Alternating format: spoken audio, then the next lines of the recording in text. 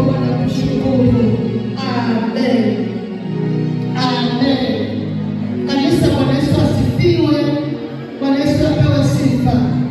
Leo ni Jumapili ya kwanza kabisa ya mwezi wa 4. Nilikuwa naomba watoto wote tuweze kuja mbele, tuweze kuombea watoto wetu.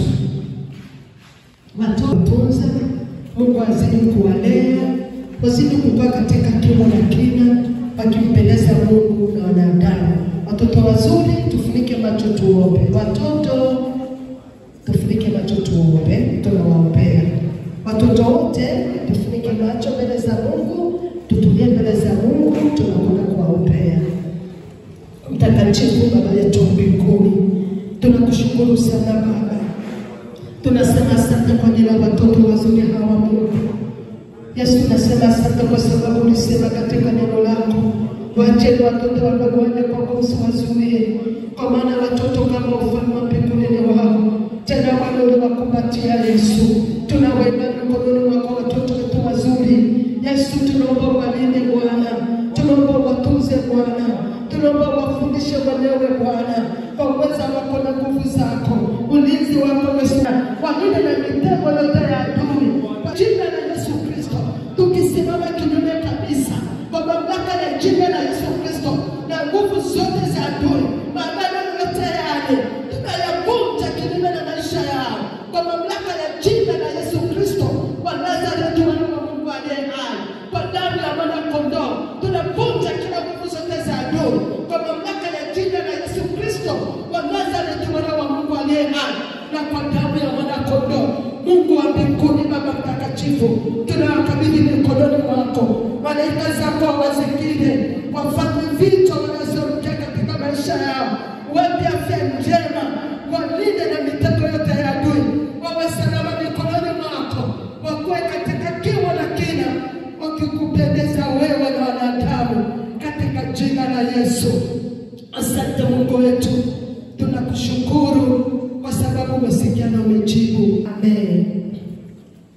Kanisa, Bwana Yesu asifiwe. Bwana Yesu asifiwe tena kanisa.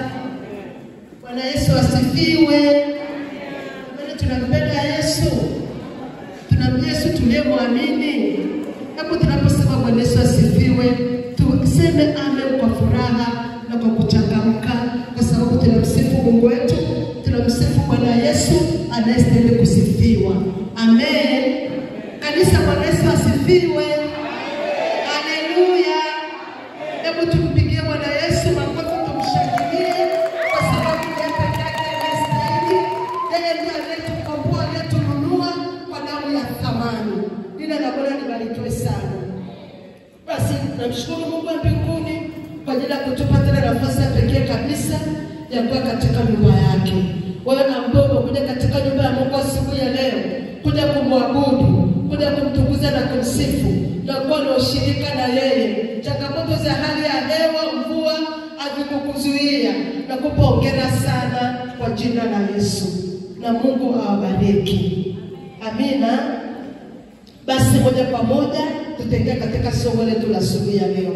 Yaani mimi nimesikia kuhudumiwa sana. Kuanzia shule ya wanafunzi na maandiko, mzee wa kanisa alikuwa anafundisha kuhusu kurudi kwa Bwana. Na wanakwaya walivyo tuingiza katika uwepo wa Bwana, tukamsifu Mungu na kumwabudu Mungu wetu. Hakika Bwana ametuhurumia. Hata tukisema kwamba tunaondoka sasa, ni kwamba tumeshahudumiwa tayari. Wakati ambao wamehisi kuhudumiwa katika vipindi vilivyopita, hebu tunyoshe mikono. Waliohisi kuhudumiwa katika sifa, katika kuabudu, katika shule ya wanafunzi, hakika tumemwona Bwana. Haleluya. Basi tunapokwenda kuhitimisha ibada yetu, tutakwenda kusikia neno la Mungu kwa kifupi, na baadaye tutakuwa na muda kidogo wa maombi. Haleluya. Bwana Yesu asifiwe. Wangapi wasionifahamu jamani? Wangapi wanifahamu? Ni mara ya kwanza kuniona? Wako kama wawili tu. Basi nitambulishe tu kwa kifupi. Kwa majina yangu naitwa Fidelia Elisa. Nimeokoka na mpenda Yesu. Nimetokea Ng'ombe. Karibuni sana katika ibada na Mungu awabariki. Basi baada ndio kumshukuru Mungu wa mbinguni kwa ajili ya kupata tena nafasi hii.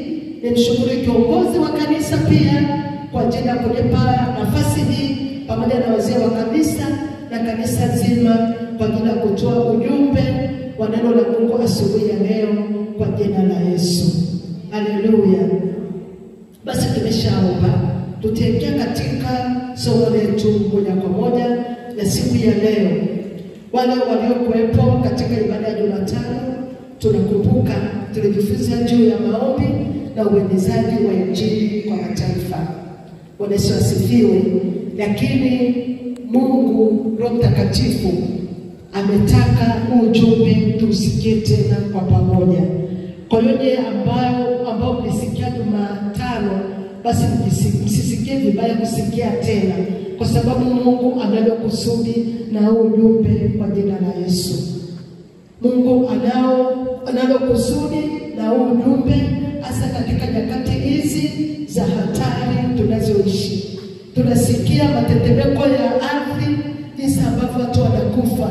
Tunasikia vita, tunasikia mambo mazito ya kutisha, mafuriko, watu wanakufa mamia, maelfu kwa maelfu kwa mahali pamoja.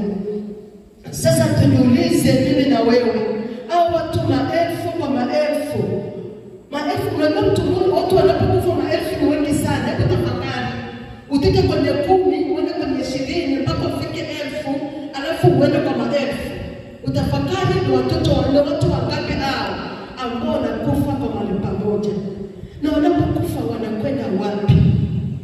Wanapokufa wanaenda wapi? Kwa sababu tunataka nisema wanapokufa hapotei. Ni mwili unatengana tu na roho. Roho yako inaripoti kwenye uzima wa milele au inaripoti kwenye hukumu ya milele. Sasa tutafakari mimi na wewe ya kwamba hao watu ambao wanakufa kwa maelfu kwa mara moja wanaenda wapi? Roho zao zinakwenda wapi? Mungu atatuona tusiende kwa jina la Yesu. Na ndio sababu Bwana ametaka tuweze kusikia ujumbe kwa mahali pamoja, na tutakaposikia tukaweka katika matendo, Mungu atatenda mambo makubwa kwa jina la Yesu. Kanisa Bwana Yesu asifiwe sana.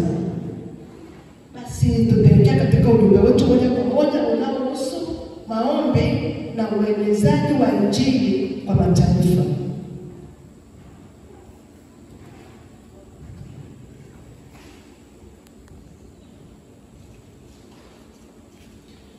Tutasoma katika Wakolosai mlango wa 2 mstari wa 20.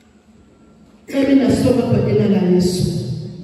Neno la Mungu linasema, sisi tumefika Wakolosai mlango wa 4 mstari wa 2 hadi wa 4. Dumuni sana katika kuomba, mkikesha katika kuomba huku na shukrani, mkituombea na sisi pia kwamba Mungu atufungulie mlango kwa lile neno lake, tuinene siri ya Kristo ambao kwa ajili yake nimefungwa, ili nidhihirishe kama inipasavyo kunena.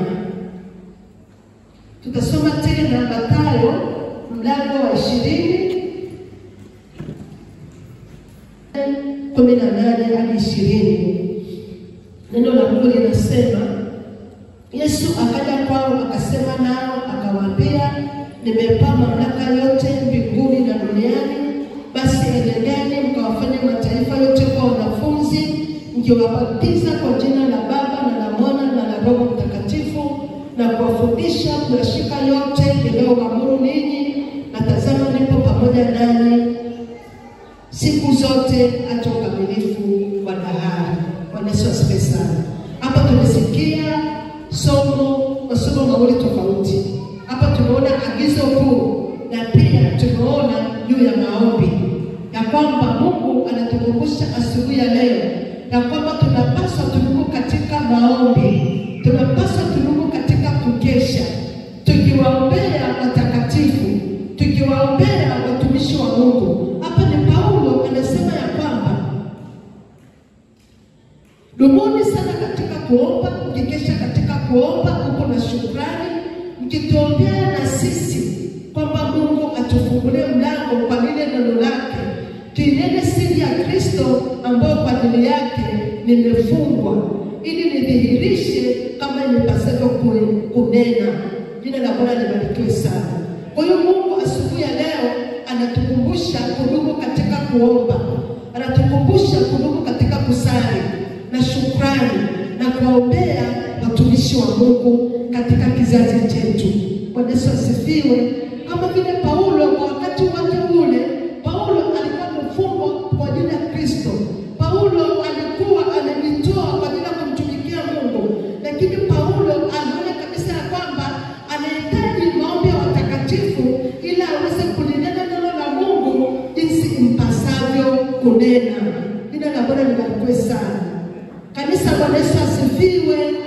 Haleluya. Kwa hiyo na sisi kwa kizazi chetu ambacho tunaishi, Mungu anatutaka tuombe kwa ajili ya watumishi wake ili wapate kunena siri ya Injili na wanene kama inavyopasa kunena. Bwana Yesu asifiwe. Kwa hiyo maana kwamba kama kanisa Mungu anatukumbusha ya kwamba tunapaswa tushiriki pamoja na watumishi wa Mungu katika kuwaombea ili waweze kuifanya kazi ya Mungu kwa ufanisi. Haleluya. Kanisa, haleluya.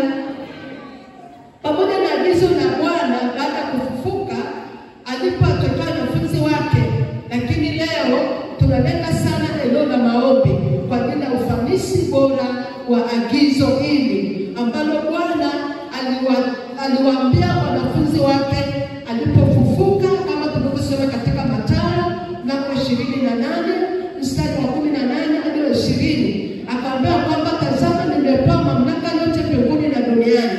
Enendeni mkawafanye mataifa yote kuwa wanafunzi wangu, mkiwabatiza kwa jina la Baba na la Mwana na la Roho Mtakatifu. Na nasema kwamba na kuwafundisha kuyashika yote niliyowaamuru ninyi. Na nasema tazama, mimi niko pamoja nanyi hata ukamilifu wa dahari. Kwa hiyo maana ya kwamba agizo ambalo Bwana ametupa na kuhubiri Injili, mimi na wewe baada ya kuokoka na baada ya kujazwa Roho Mtakatifu, ninasema tujue kabisa ya kwamba tumepewa agizo la kuhubiri Injili. Wangapi wanasema kwamba mimi ni mwanafunzi wa Yesu? Mimi ni mwanafunzi wa Yesu. Amina. Hongera sana. Ndivyo ilivyo. Wewe ni mwanafunzi wa Yesu. Na kama ni mwanafunzi wa Yesu, basi Bwana leo anakukumbusha ya kwamba tutoke na kuhubiri Injili kwa watu wote. Amina. Haleluya. Kanisa, Bwana Yesu asifiwe. Tutakapoacha kufanya ile agizo kuu na kuhubiri Injili kwa wengine, ina maana kwamba hatutakuwa na uhai ndani yetu. Kama vile tulipofundishwa asubuhi ya kwamba ni lazima tuhubiri Injili, tuwape wengine habari njema. Hapo ndipo tutakuwa tumekuwa wanafunzi wa Mungu wa Yesu kweli kweli, tutakapotoka na kupelekea wengine habari njema. Na kitakachotusukuma sisi kufanya haya ni upendo wa Mungu ndani yetu, ni kwa ajili ya kuwahurumia wenzetu ambao hawamwamini Yesu. Na tukijua kabisa ya kwamba mwisho ni mbaya kwa wale ambao wanamkataa Yesu. Kwa hiyo ambao wameokoka, ninaamini ya kwamba hautanyamaza, utawapa wengine habari njema. Haleluya. Kwa hiyo maana kwamba hakuna anayesema ya kwamba mimi siwezi kuhubiri Injili, mimi siwezi kusema. Sema. Mwambie tu kwamba Mungu ametuagiza ya kwamba tubuni kwa maana ufalme wa mbinguni umekaribia. Na hakuna mtu yeyote anaweza kuniambia kwamba katika Mathayo mlango wa 10 na Yohana mlango wa 10 na Yohana mlango wa pale anaposema ya kwamba kwa maana jinsi Mungu alipenda ulimwengu. Ni Yohana ngapi? 3:16. Yohana ngapi kanisa? Wanafunzi wa Yesu. 3:16. Anasema kwamba kwa maana jinsi Mungu alipenda ulimwengu hata akamtoa mwanawe wa pekee ili kila atakayemwamini asipotee bali awe na uzima wa milele. Kwa hiyo unaweza kumwambia mtu upendo wa Mungu kwa ajili yake, kwamba Mungu anatupenda na amemtuma Yesu Kristo akafa akazikwa na akafufuka, na kila atakayemwamini atapotea bali atakuwa na uzima wa milele. Lakini utakapokataa utahukumiwa. Unamweleza tu kwa upendo. Hakuna mtu kushindwa kusema maneno haya machache mbele ya yule ambaye hajaokoka. Na Roho Mtakatifu yuko ndani yako kwa ajili ya kukusaidia.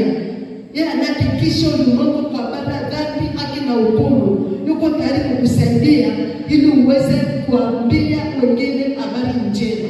Kwa hiyo ndio kazi kubwa sana ambayo Roho Mtakatifu anayo ndani yetu, kutusukuma na kutuwezesha kuwapelekea wengine habari njema, kuwazungumzia habari za ufalme wa Mungu. Na Roho Mtakatifu aliyoko ndani yako, yeye ndiye atakayehakikisha ndani yake ya kwa habari ya haki na hukumu, na atatubu na kumwamini Yesu. Itakuwa kazi yako wewe ni kutumika tu kama chombo na kumruhusu Roho Mtakatifu akuongoze katika kuongea. Na utashangaa utakapoanza, kama unaanza, hebu anza tu. Utashangaa jinsi ambavyo Roho Mtakatifu atakutumia na wengine wataokoka na wataujua ufalme kwa jina la Yesu. Lakini kumbuka somo letu hasa siku ya leo linalenga sana maombi kwa ajili ya ufanisi bora wa agizo. Haleluya, unalenga sana eneo la maombi. Maombi ni msingi sana na wa muhimu katika ufalme wa Mungu. Hilo tunalijua. Bila maombi mpango wa Mungu kwa ulimwengu hautatimia au kufanikiwa kwa ufanisi na kwa haraka.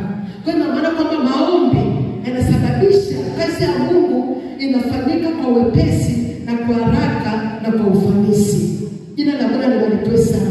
Kwa hiyo maana kwamba tunapoomba tunasababisha kazi ya Mungu inafanyika vizuri, inafanyika inatimia kwa mafanikio na kwa ufanisi na kwa wepesi. Maombi huongeza kazi ya Mungu au ya Kristo kutoka imara ya juhudi ya nguvu za binadamu mpaka kwenye nguvu za Mungu. Bwana Yesu asifiwe. Tunapoomba, tunapozidi kuwa na tabia ya maombi, ina maana ya kwamba maombi yanaongeza, huongeza kazi ya Mungu au ya Kristo kutoka imara ya juhudi ya nguvu za kibinadamu mpaka nguvu za Mungu. Na maana kwamba unapozidi kuomba, unapozidi kumdilia Mungu na kuzama katika maombi, ina maana ya kwamba nguvu zako za kibinadamu zinavunjika na nguvu za Mungu zinatawala maisha yako. Na nguvu za Mungu zitakapotawala maisha yako, zitakuongoza katika kuyafanya mapenzi ya Mungu. Zitakuongoza kushuhudia habari njema za ufalme wa Mungu. Lakini tukiwa katika hali yetu ya kawaida na nguvu zetu za kawaida, itakuwa ni ngumu sana. Utakuwa na uoga, utakuwa na wasiwasi, hautajiamini na utafanya kwa uaminifu, hautafanya kwa kujituma. Lakini ukiwa mtu wa kuomba, ukamlilia Mungu mara kwa mara, na maana kwamba unapozidi kuomba, ile asili ya nguvu yako ya kibinadamu na yako inaondoka, na nguvu ya Mungu inaingia ndani yako na kutawala maisha yako na kukuongoza katika kuyafanya mapenzi ya Mungu. Jina la Bwana libarikiwe. Kitu ambacho kinatushinda sana kwa sisi wa kizazi chetu ni kutokuzingatia tu maombi. Haleluya. Bwana Yesu asifiwe. Kanisa, Bwana Yesu asifiwe. Kutokuzingatia maombi ndiko kunakosababisha tunabaki katika hali ya kawaida, katika nguvu za kibinadamu. Lakini kama tulivyosikia hapa ya kwamba tunapozidi kuomba tunatoka katika asili ya kibinadamu, katika nguvu za kibinadamu, katika tabia za kibinadamu, nguvu za Mungu zinaingia ndani yetu na kutuongoza katika kuyafanya mapenzi ya Mungu. Haleluya. Kwa hiyo ni lazima upokee kijiti cha maombi. Tena muda wako wa kutafuta Mungu, tena muda wako wa kutaka nguvu za Mungu. Anasema kwamba mtakini Bwana na nguvu zake. Usimtake Bwana tu, lakini tamani na nguvu zake katika maisha yako, ambazo zitakusaidia katika kumtumikia Mungu, ambazo zitakusaidia katika kushinda, ambazo zitakusaidia wewe uweze kuyafanya mapenzi ya Mungu hapa duniani kwa jina la Yesu. Kanisa, Bwana Yesu asifiwe. Haleluya. Maombi yanatubadilisha. Hatutakuwa watu wa kuja kanisani tu na kuondoka na kuja kufanya shughuli zetu na kuja tena tu na kuondoka na kufanya shughuli zetu tu bila kuyafanya mapenzi ya Mungu na bila kufanya kazi ya Mungu. Na kitakachotusaidia sisi ni nguvu ya Mungu ndani yetu, ni kudumu katika kuomba, ni kudumu katika kumtaka Bwana na nguvu zake, ili nguvu za Mungu ziwe kwa wingi ndani yetu, zitakazotusaidia katika jina la Yesu. Bwana Yesu asifiwe sana. Mungu akutuokoa ili tukae tu, hapana. Mungu ametuokoa ili tuwe wanafunzi wake, tuwe mabalozi wake katika ulimwengu huu, ili tuweze kufanya mapenzi ya Mungu ambayo tunapaswa tuyafanye tukiwa hapa duniani. Hatutaweza kufanya mapenzi ya Mungu tukiwa hapa duniani bila kumtaka Mungu na nguvu zake za kutusaidia ili tuweze kufanya mapenzi ya Mungu. Bwana Yesu asifiwe.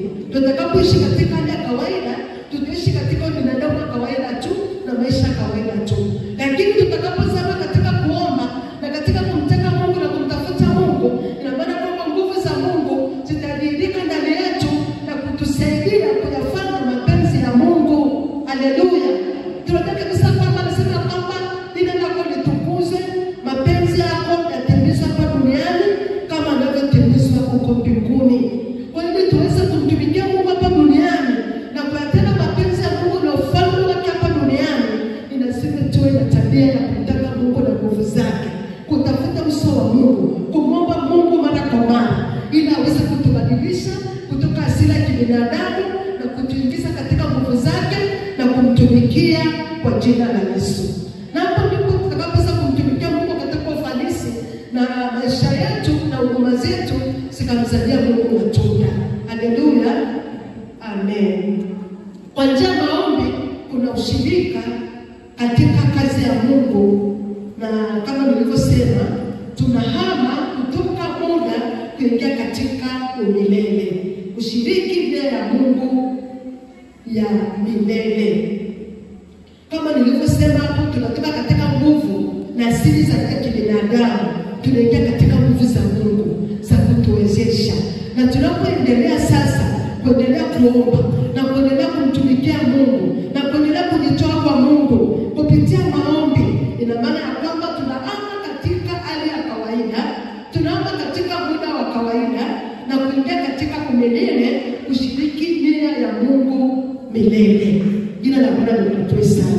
Kwamba sasa tumetoka katika asili ya kibinadamu, tumetoka katika nguvu za kibinadamu, tumeingia katika nguvu za Mungu, na baada ya kuingia katika nguvu za Mungu, zile nguvu za Mungu ndani yetu zinaendelea kutubadilisha ndani yetu, tunaendelea kuzama ndani ya Mungu na katika mapenzi yake, tunaingia katika umilele sasa katika kushiriki katika kuifanya kazi ya Mungu. Jina la Bwana libarikiwe sana.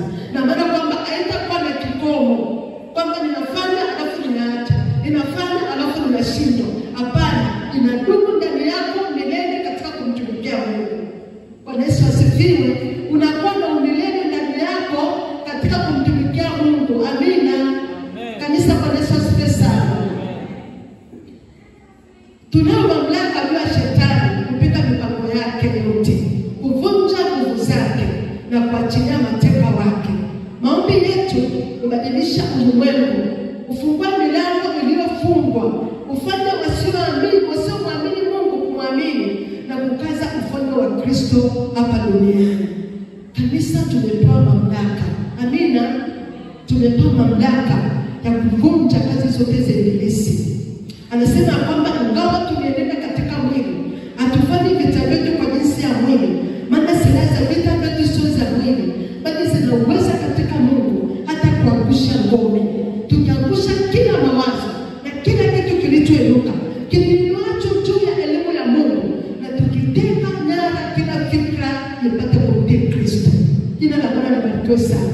Katika maombi yako unavunja nira, unavunja ngome, unaharibu vifungo vilivyowafunga watu, na baada ya hapo unashangaa yule mtu anafunguliwa, anakuwa huru na anakuwa mateka, anatoka katika mateka ya adui na anakuwa mateka wa Kristo.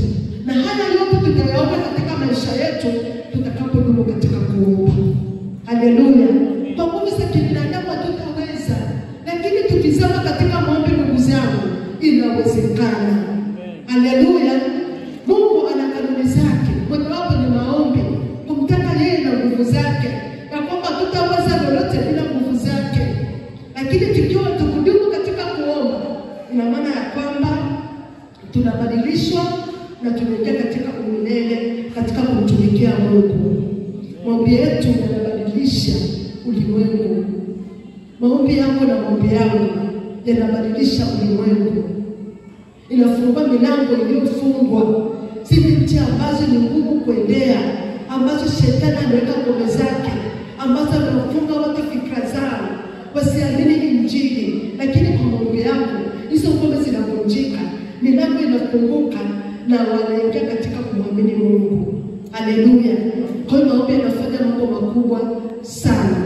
Tutakapokuwa watu wa kuomba, kutaka muda wetu kuomba na kumtaka Mungu, maombi yetu yatafanya kazi sio kwetu binafsi, bali ni katika nchi yetu na katika ulimwengu mzima kwa jina la Yesu. Maombi hayana umbali, hakuna umbali katika maombi. Na kwamba unaweza kusema kwamba mimi maombi yangu ninayoomba inasikika hapa tu, hapa nilipo hivi tu basi ndipo muda wangu unafikia. Hapana. Maombi yanasambaa, yana nguvu ya kuendea ulimwengu mzima. Haleluya. Yana nguvu ya kupaa na kwenda mahali popote pale ya Mungu atakapotaka yaende na kulitimiza kusudi lake. Kwa hiyo kitu kikubwa ni Mungu ampate mtu atakayeomba. Haleluya. Akikupata wewe, akanipata mimi, tutafanya mambo makubwa sana katika ufalme wa Mungu kwa njia ya maombi. Kanisa la Yesu asifiwe. Kwa hiyo tujue kabisa kwamba maombi ni ya muhimu sana. Maombi yana faida kubwa sana. Sio kwako tu, sio kwa familia yako tu, bali katika nchi na katika ulimwengu mzima na katika ufalme wa Mungu. Maana Mungu alikuwa na nguvu, Mungu alikuwa na faida kubwa sana. Kwa hiyo ni lazima tujue kabisa kwamba tunapoomba ni kwamba tunatimiza kusudi la Mungu na tuko katika mapenzi ya Mungu kabisa. Sala na maombi ndio njia pekee ya kuongeza nguvu zetu haraka kwa ajili ya kuvuna mavuno anayotaka Mungu. Maombi na sala, maombi ya kufunga, maombi ya kukesha, maombi ya kumtaka Bwana yataongeza nguvu zetu kwa haraka kwa ajili ya kuvuna mavuno anayotaka Bwana.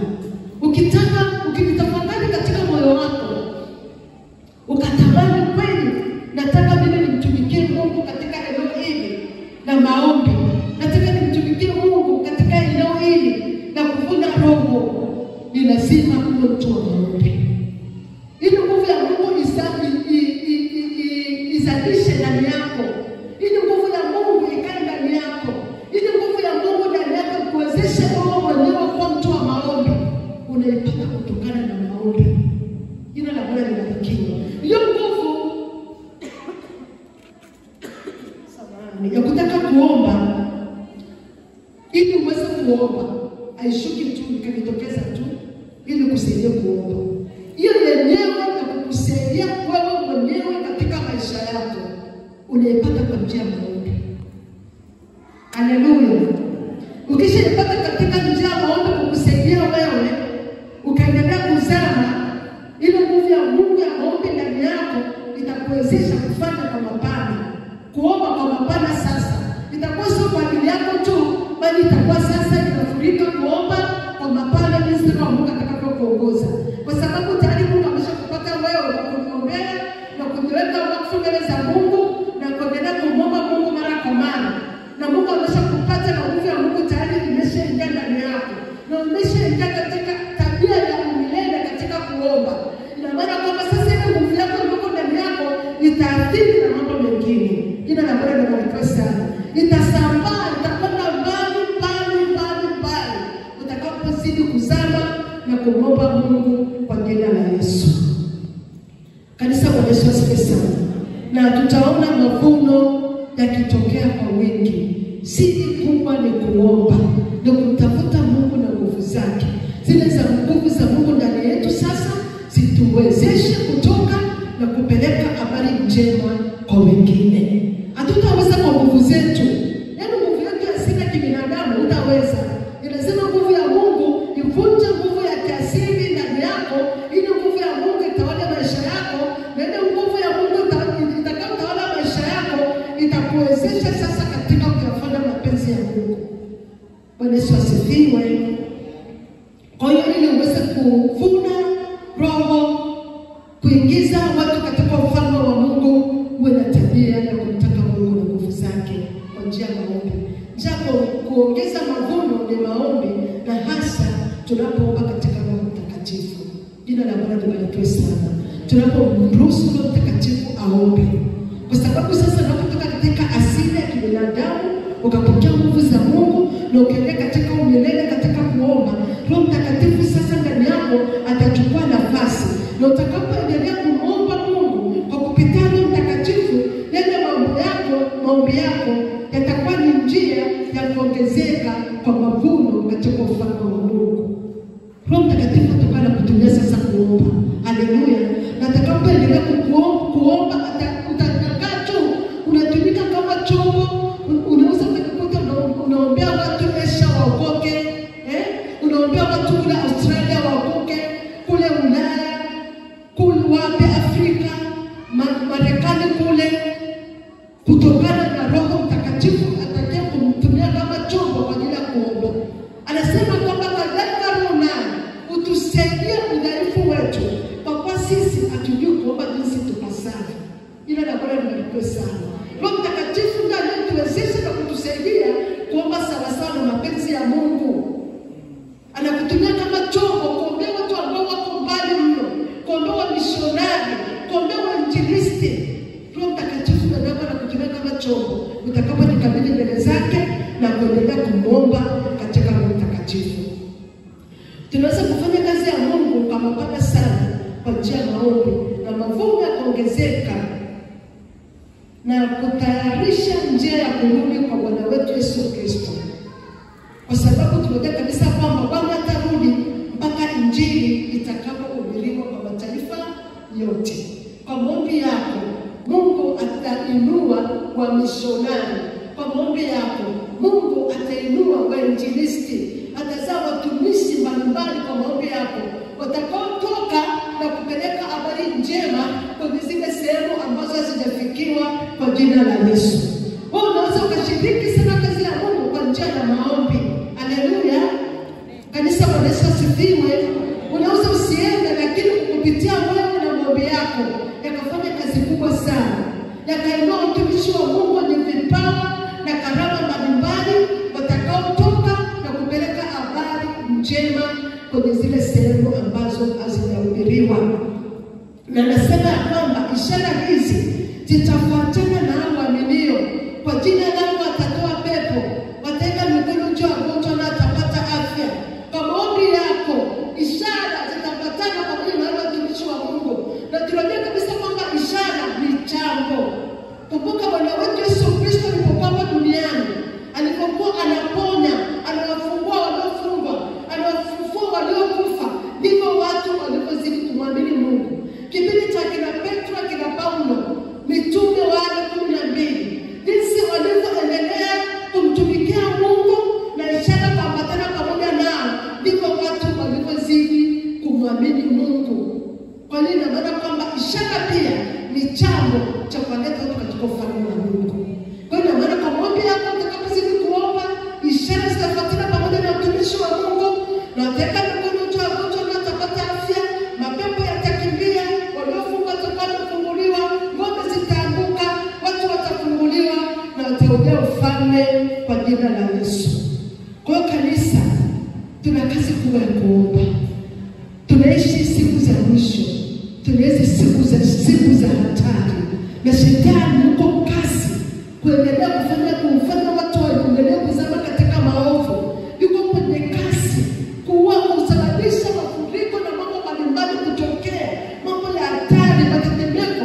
Tunakumbuka tetemeko ambalo limetokea ni watu maelfu kwa maelfu. Mstari wa 14, Mathayo 24:14.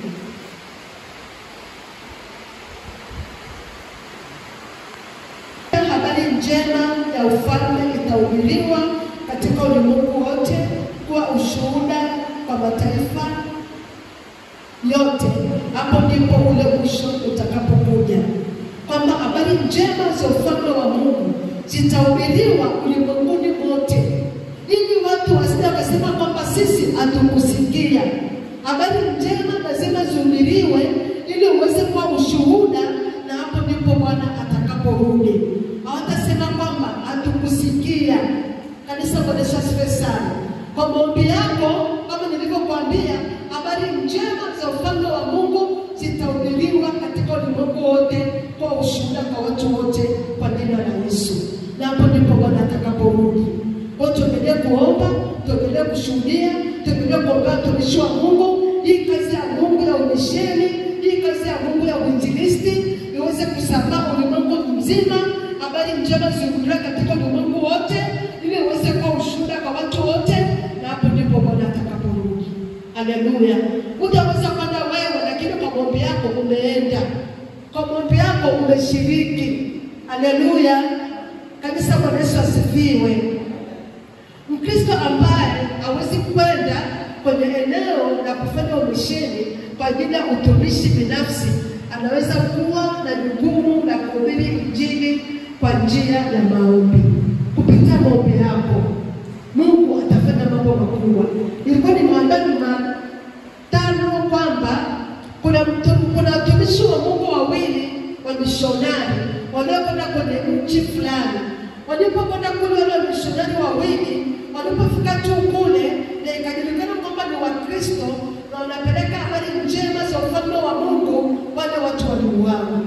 Lakini akatoka mwingine akaenda tena, na alipoenda akazama katika kuomba, na huko alikotoka katika nchi yake au katika kanisa lake wakaendelea kumwombea, wakaomba. Mungu akafanya kitu cha ajabu. Watu katika nchi ile, rais wa nchi, mawaziri, watu karibu wote wakaota ndoto moja kuhusu yule mishonari. Watu wakaanza kutafuta mishonari, yule mtu ni nani? Akapatikana. Alipopatikana, ikatangazwa kwamba aje kwenye eneo kubwa ambalo watu watakusanyika wengi, ili wajue kwamba huyu ni mtu namna gani, ambao tumemwota watu wote. Wakakusanyika watu wote, rais wa nchi, mawaziri, watu wote wakakusanyika ulivyo mbalimbali na watu wa kawaida, ili watu wamsikilize ni nani. Yule mishonari akaenda. Alipoenda akawa na ofa, akasema na mimi sasa ni zamu yangu leo. Mbona nimeenda kwenye mkutano mkubwa hivi, kuna nini? Ndio wale wakamweleza, tuambie kwamba wewe ni mtu wa namna gani na una kitu gani, mbona tumekuota wote ndoto moja. Haleluya. Ule ukando mlango na nafasi ya yule mishonari kuambia habari za Yesu, na watu wakaokoka, na mlipuko mkubwa ukafutoka katika nchi hii. Watu wakaokoka wengi, Mungu akajitolea utukufu. Kwa hiyo maana kwamba kwa maombi inawezekana kabisa Mungu akafanya atakachotaka yeye kwa ajili ya utukufu wa jina lake. Kama angalia, Mungu alitumia tu njia ya ndoto. Watu wakaota ndoto moja. Kupitia ile ndoto watu wote wengi, viongozi wa ile nchi wakaujia ufalme. Kwa hiyo hapa maombi yako Mungu anaweza kufanya mambo makubwa kwa jina la Mungu, ambao wako tayari kwenda, na Mungu akawalinda, na Mungu akawapa kibali katika zile nchi na mataifa yale ambao wanaoendea. Mungu anajali sana kukamilisha kazi yake ya uinjilisti na umisheni katika ulimwengu mzima. Ni lazima tushiriki kwa nguvu zetu, kwa mali zetu, kwa maombi, kwa kujitoa kwa ajili ya kusapoti kazi ya Mungu, ili tuweze kushiriki hizi baraka kwa jina la Yesu. Kama utaomba hapa, kuna mishonari ambaye katika nchi fulani, labda amefungwa katika vifungo, labda amefungwa jela, anateswa, hana chakula, ana maisha magumu, lakini kupitia maombi yako Mungu akasikia maombi yako, akamhudumia yule mishonari, utakuwa umeshiriki thawabu kubwa sana. Bwana Yesu asifiwe. Kanisa, tuko pamoja. Roho Mtakatifu atuamshe kwa jina la Yesu. Kanisa, haleluya.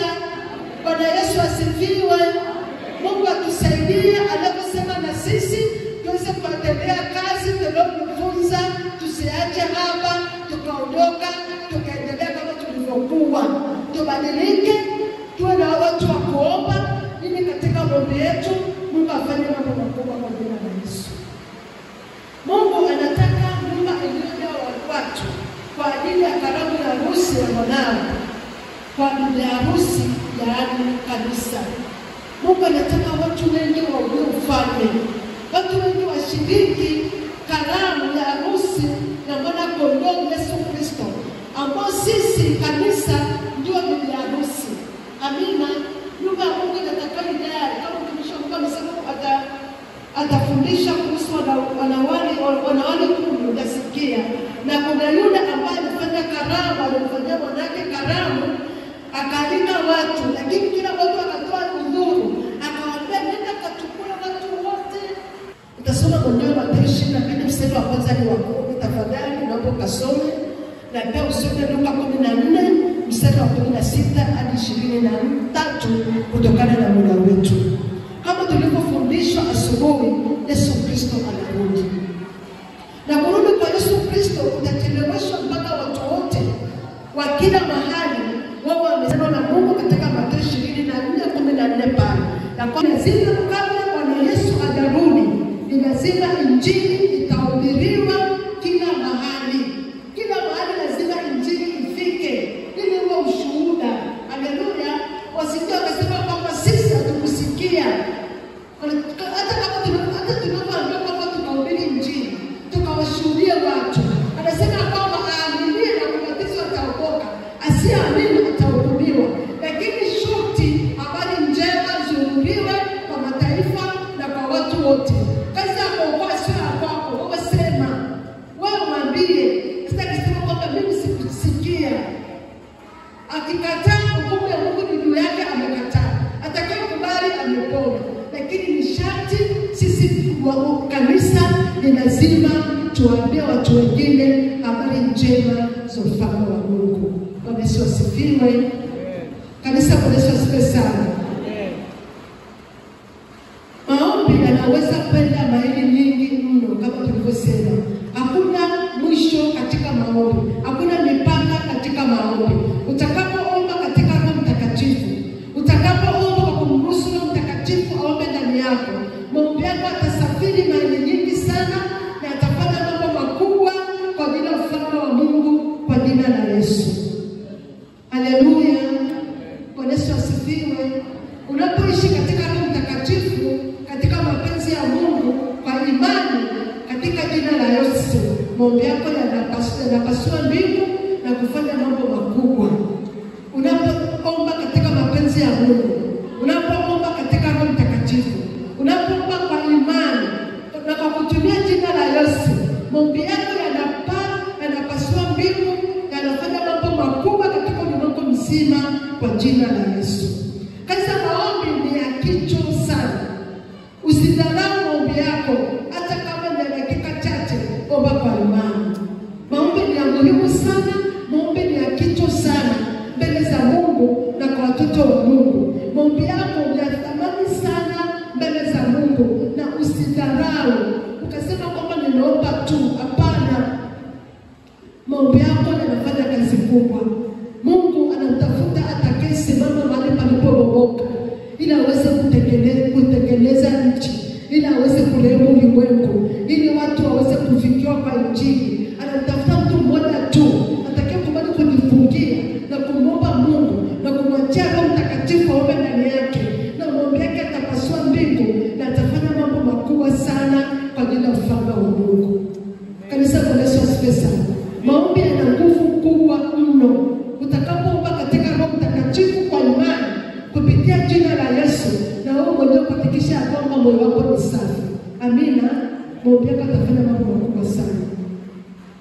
Maombi ni akiba ya milele, kumbukumbu za mbinguni. Uhifadhi sana maombi yako, na malaika wa Mungu wao wanachukua na kusanya maombi ambao watakatifu anaomba na kupeleka mbele za Mungu, na anakuwa ni kumbukumbu. Haleluya. Maombi ni kumbukumbu mbele za Mungu. Maombi yako yanahifadhiwa. Haleluya. Maombi yako unapoomba hayapotei, hayapiti tu kama upepo. Hapana. Maombi yako, Roho Mtakatifu wapo, malaika wapo, wanasikia maombi yako, na maombi yako yanahifadhiwa, yanakuwa kumbukumbu mbele za Mungu. Kanisa, Bwana Yesu asifiwe sana. Kwa hiyo tunaona kabisa jinsi ambavyo maombi ni ya muhimu kuliko tunavyowaza. Maombi ni kitu cha muhimu, ni kazi ya thamani sana mbele za Mungu. Hebu tusome Ufunuo 8 mstari wa 3 hadi wa 5. Ufunuo 8, Ufunuo wa Yohana mlango wa 8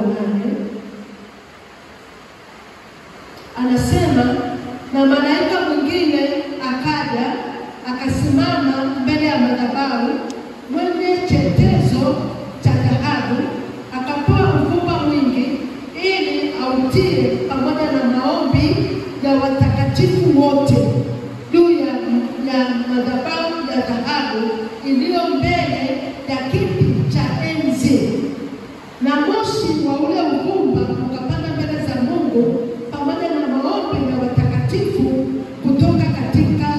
kutoka mkononi mwa malaika. Naona kabisa hapa Mungu anapotuonyesha kabisa ya kwamba maombi yetu huwa yanahifadhiwa.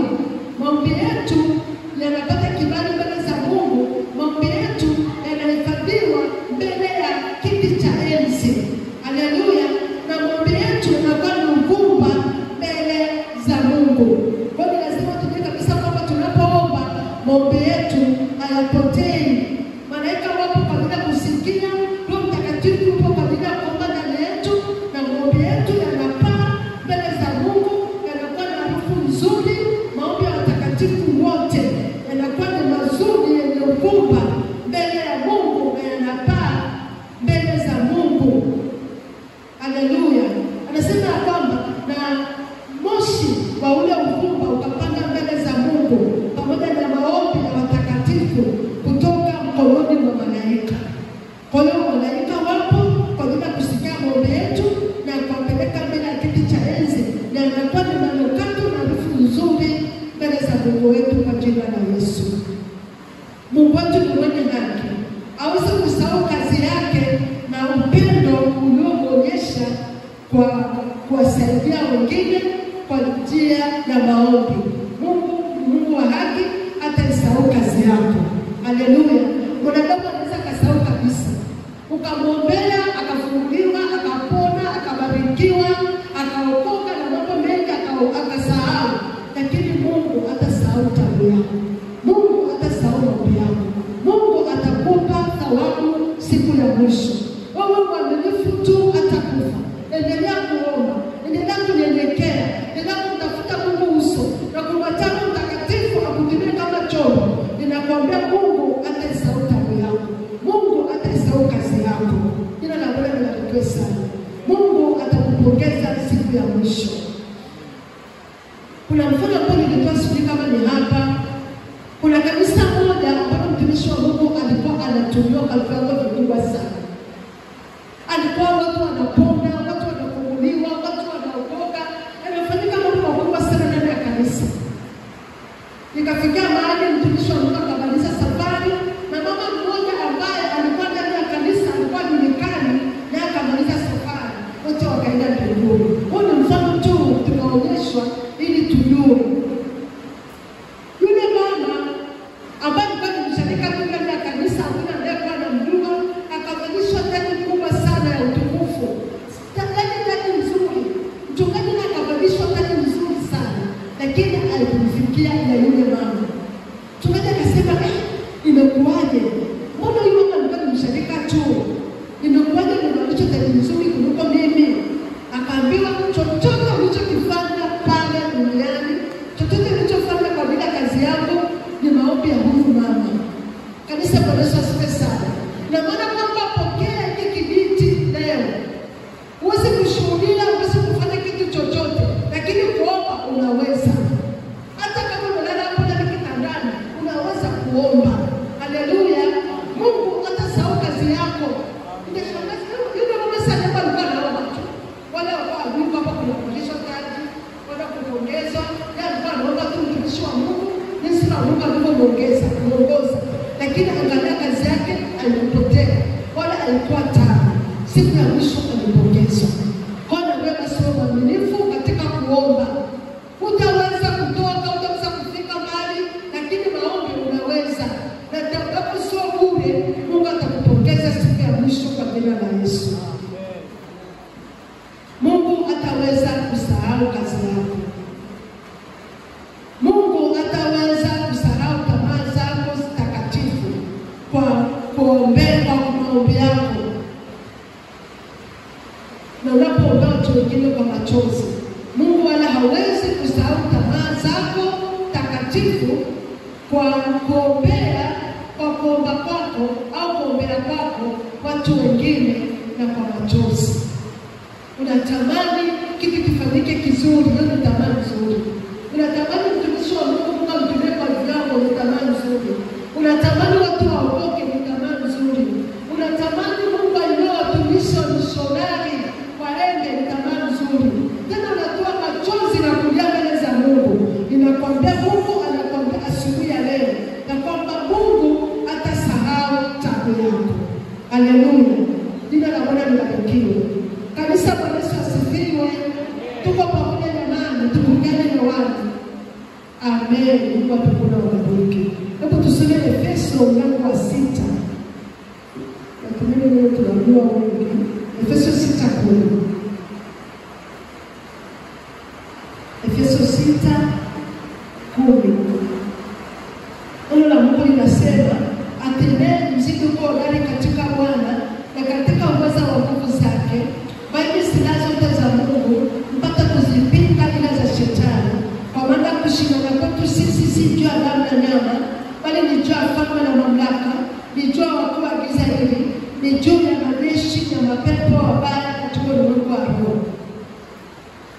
Kwa sababu hiyo, toeni silaha zote za Mungu mpate kuweza kushindana siku ya uovu, na mkisha kuyatimiza yote kusimama.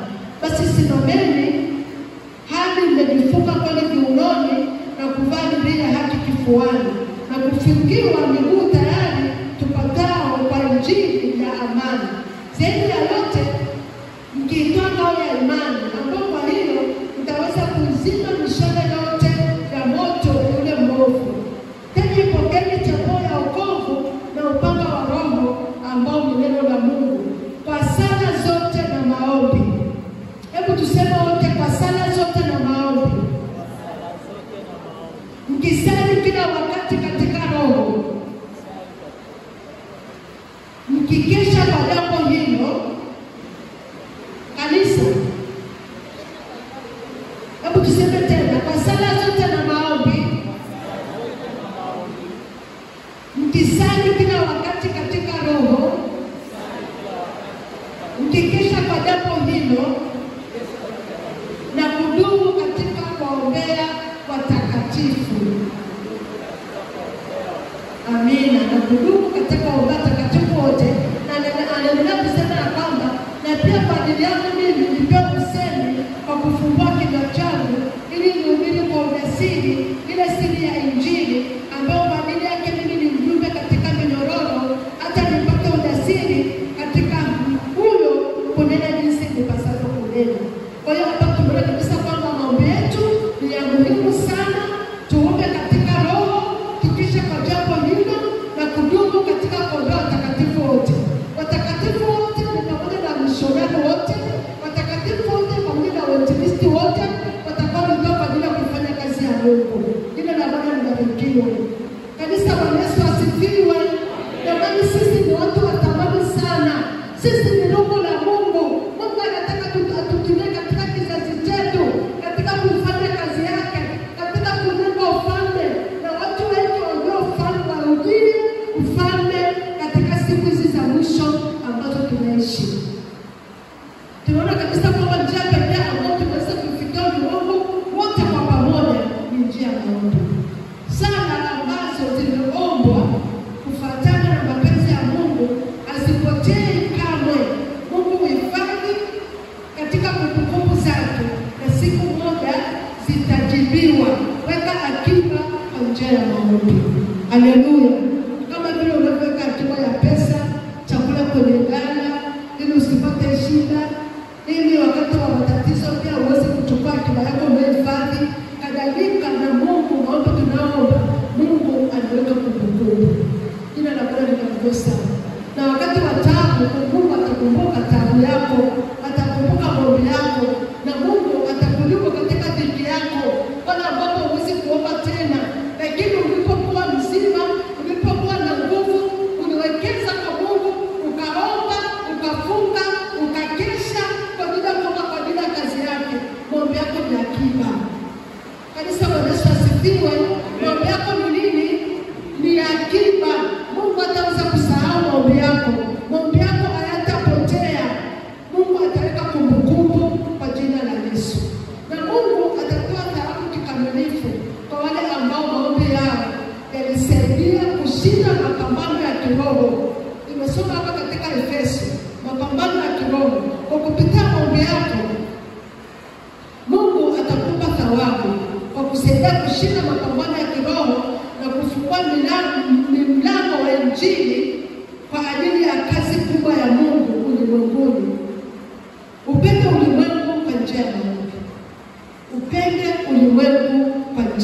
ya maombi.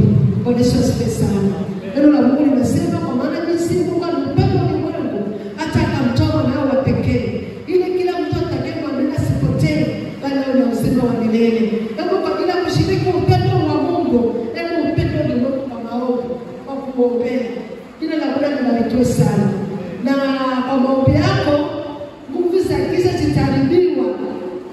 Maombi yako yatashindana katika mapambano ya kiroho. Milango iliyofungwa itafunguliwa. Watu waliofungwa katika nguvu za giza, katika nguvu za mizimu, waliofungwa wasiamini Injili, maombi yako hayawezi kuzuilika. Yaani kitu ambacho kinaweza kikatumika katika ufalme wa Mungu kuliko kitu chochote ni maombi. Maombi yako yataharibu ngome, yatafungua milango iliyofungwa. Fikra za watu zilizofungwa zisiamini Injili zitafunguliwa kwa maombi yako. Haleluya. Bwana Yesu asifiwe sana. Kanisa, Bwana Yesu asifiwe. Tunamaliza ujumbe wetu, tumekaribia. Tutaona akiba zako za sala ulimwenguni kote na kutarajia faida kubwa. Haleluya. Tawanya akiba zako za sala ulimwenguni kote na kutarajia faida kubwa.